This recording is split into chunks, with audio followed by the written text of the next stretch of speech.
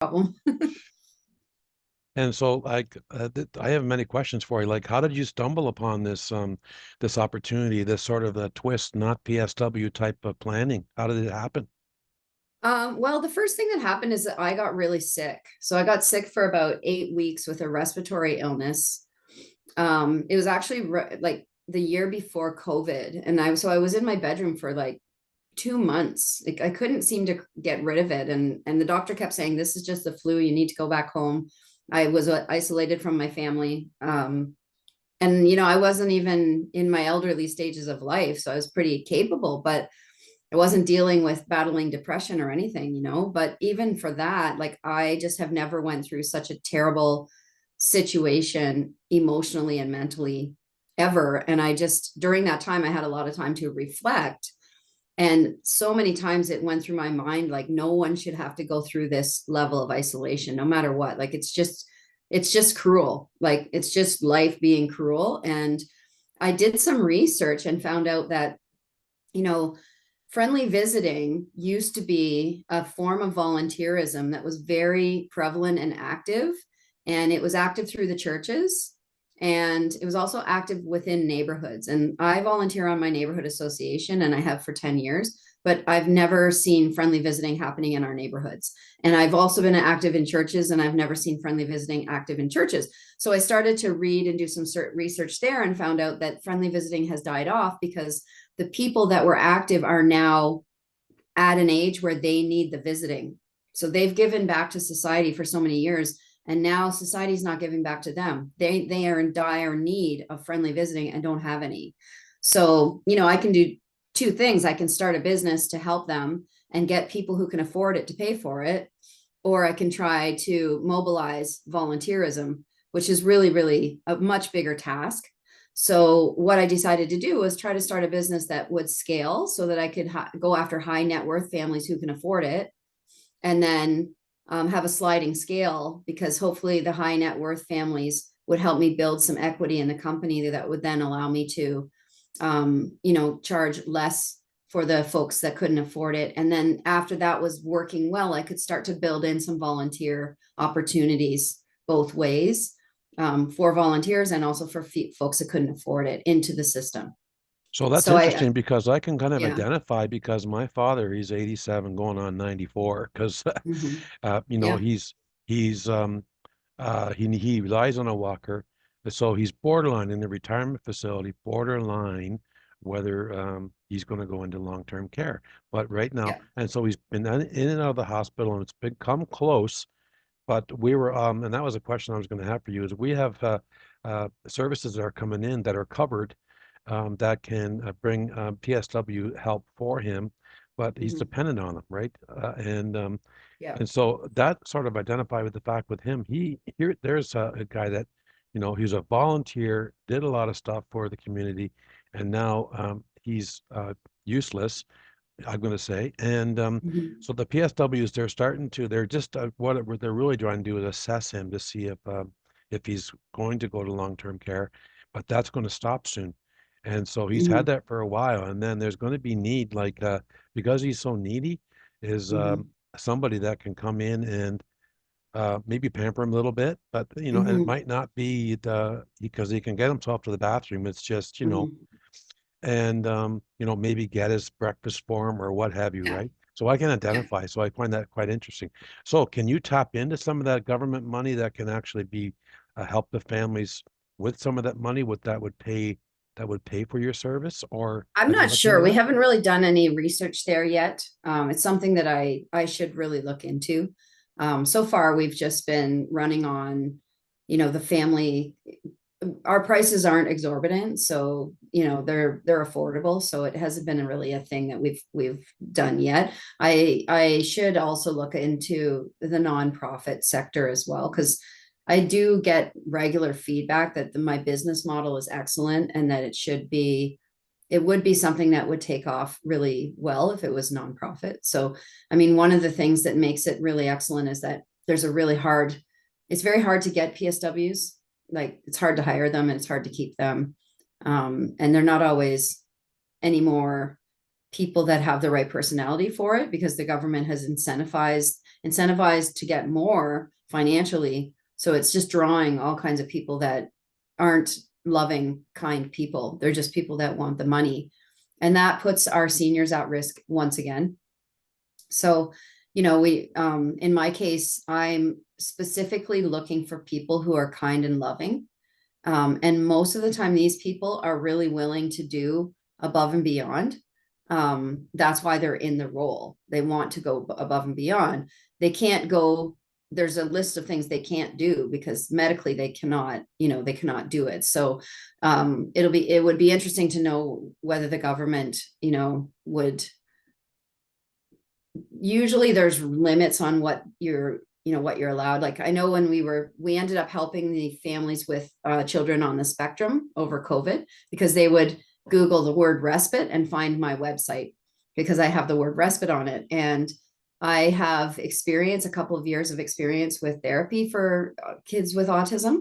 And so I was able to help those families because a lot of the people that work for me are TAs, educational assistants in the classroom educational system. So they have the experience with kids with autism. So I was able to actually help them as regular clients during COVID for respite, but the government won't pay out the same for respite as they will for therapy.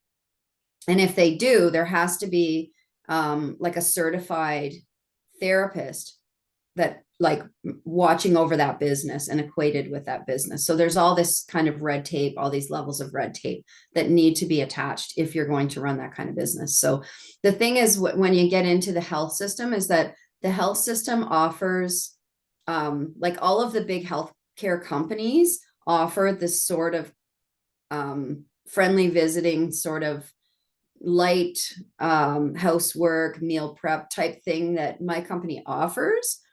But what I've found and the feedback I've heard is that they don't want that work. Like they won't necessarily take those jobs. They'll say no to them because they're not enough money. Like they're not big money, right? The big money is in the complicated health cases. So the families that get like kind of fall through the cracks are the ones that are like, well, he's almost done with like your situation where he's like he's losing his government benefits. He fell and broke his hip, and the kids still have full-time jobs, so they can't help, and there's really no support from anywhere. So they are able to reach out to our company, and we can be in there within a couple days, and we can provide that respite that really helps. And the thing is, if you were to apply for government funding to help with that, it would take a long time to get qualified. You'd probably need a doctor's note and like all this stuff, right? So I can probably apply for grants. That's something I could look into, but I was aiming to keep the business model super simple to begin with.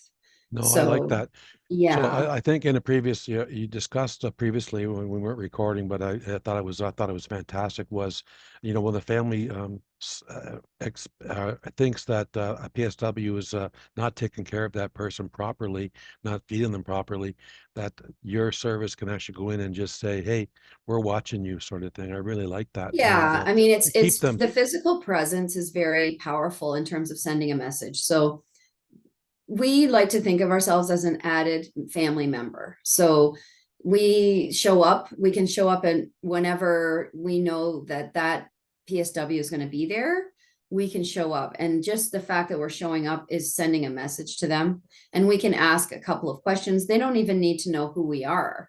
Like we don't owe them an explanation as to who we are. We're showing up Yes. in their home. We have a right to be there, and we can ask a few questions, and that shows authority, and it shows like, yeah, somebody's watching what you're doing. You're not just showing up here and sitting on your phone and not doing your job, which I have seen because I've worked in the industry. Part of my research for doing this job was I was a developmental service worker for 6 or 8 months, and I had clients that had PSWs, and I saw them doing this kind of thing even while I was there, like, and it was like I was shocked by it.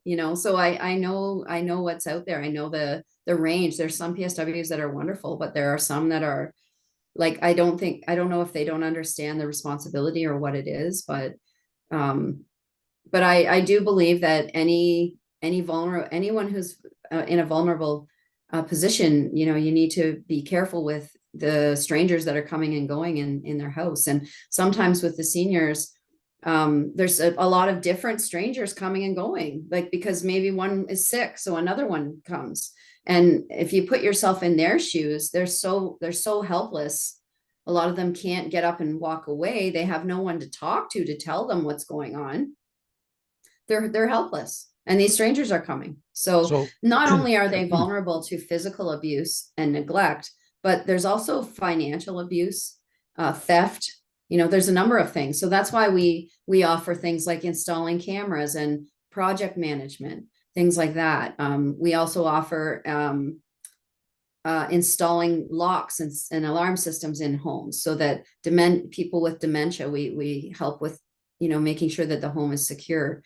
And that goes back to just mentioning the dementia part of things, goes back to your original question of how things came to be with this company. And one of the things that also really accelerated my passion was that when I was doing my research, I learned that being lonely causes a lot of physical decline, especially mental decline. So, like 1 hour of loneliness it's equal to smoking about 9 cigarettes in terms of what it does to your body. wow. So there's a big, like in the last few years, the studies have shown that women are 3 times dementia has gotten 3 times as more happening 3 times more sorry, among women. And so it's accelerating in age as well.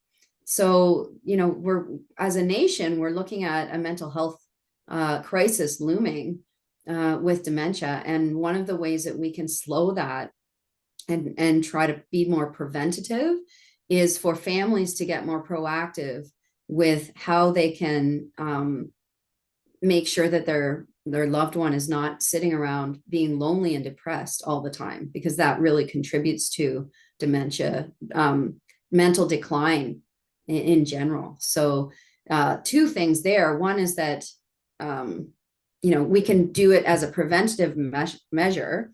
The other one is that if you're living, you know, let's say you're living a little bit far away from your parent and you don't see them that often, you don't notice the mental decline that's happening because you don't see them often enough. So if you were to hire a company like ours to come in once a week and just check in for a couple of hours once a week, again, as an extended family member, you get to know that person. You will start to notice little things like, oh, if he's forgetting, you know, that I was there last week, or he is repeating himself a little bit, or he forgets that we played blackjack last week. These little things you can report back to the family member. And when you catch mental decline early, there's better forms of treatment so that you can have a better, longer quality of life with your loved one. So, you know, I think these interventions are really important and helpful. So that really helped me to, you know, think we can create a business that could help people a lot.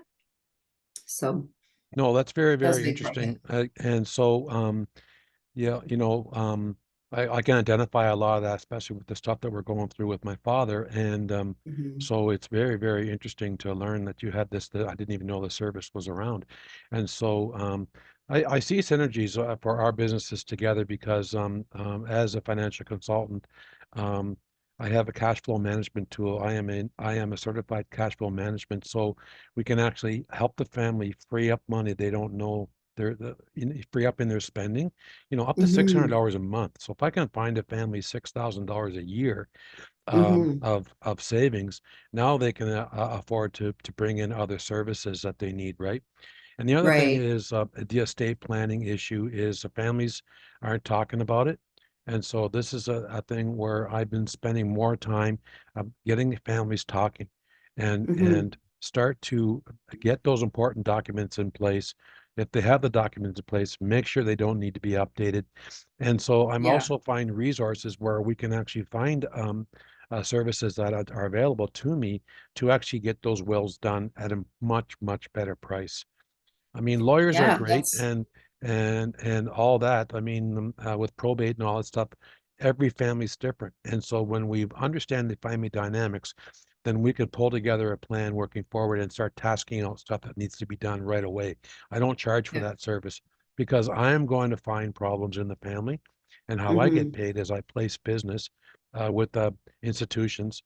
I don't get paid on wills and stuff like that, but when I start helping them structure, saving taxes in retirement in the estate or even in retirement, so that we can free up the cash to help mom and dad. And it's getting Hmm. tougher and tougher now with expenses today. So this is a service that we provide.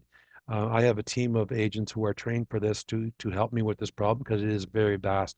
So would Hmm. you be interested in doing information meetings where we can do a combined, you Hmm. know, uh, uh, maybe wine and cheese event, like a Yeah, meeting of wine absolutely. where we could Yeah. actually bring some people together and explain that, I don't think people are aware of your services around. And No, I mean, I haven't done a lot of marketing. Like when I came out of COVID, I needed to look for full-time work because I wasn't ready to launch this as a full-time job. So I was looking for full-time work and I sort of backed off on the marketing end of things. And organically, I basically, because the goal of this company was always to provide um an answer to loneliness. For I don't want people to be lonely, and I really feel for people who are really sandwiched in and taking care of people with dementia and how difficult that must be.